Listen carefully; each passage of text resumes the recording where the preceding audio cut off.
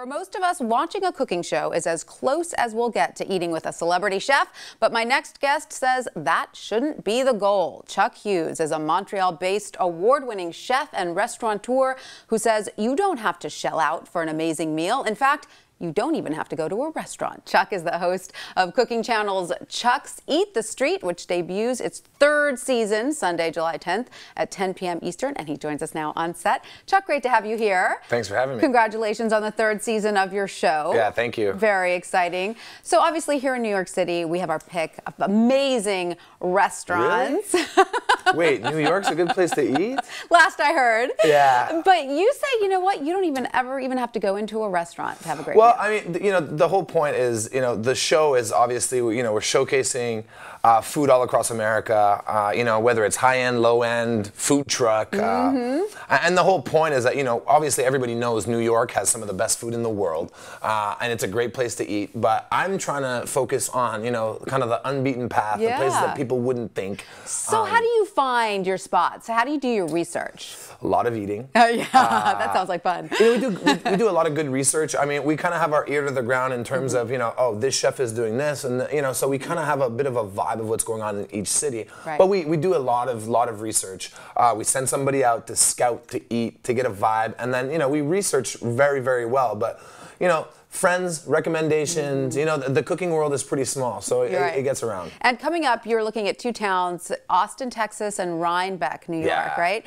Can you give us a little sneak peek into what you found there? Yeah, well, you know, Austin, everybody knows, you know, keep it weird. Yeah, it's just, weird. You know what I mean? A little Mex-Tex. Yeah, you know, a little bit of that, and a little bit of, you know, stuff that you wouldn't think. You know, there's amazing sushi. I went to this place called Uchi, which is doing amazing stuff. Odd Duck, another restaurant that's fairly new, and, you know, just doing amazing, really good food. So Austin, everybody knows, you got to go there, and there's a lot of great food. Rhinebeck was a little bit off the beaten path. You know, people that are in New York know that Rhinebeck's a great place to go for a weekend, to enjoy.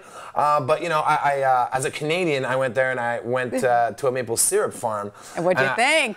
You got a high bar for maple syrup. Right. No, honestly, it was great. I had a maple syrup tasting. I love maple syrup candy. Did you have some? I mean, I could eat that all day. So, yeah, so it's been fun. You know, I get to travel all over, eat food, meet great people. So, sounds so. Pinch me. I mean, you know what I mean? So you say don't be afraid of the food truck, right? I mean, some of the most creative, interesting stuff is coming out of food trucks these days. I notice at every city I visit, whether it's Boston or New York, there's some really cool looking truck. Yeah. And I feel like I've got to eat there.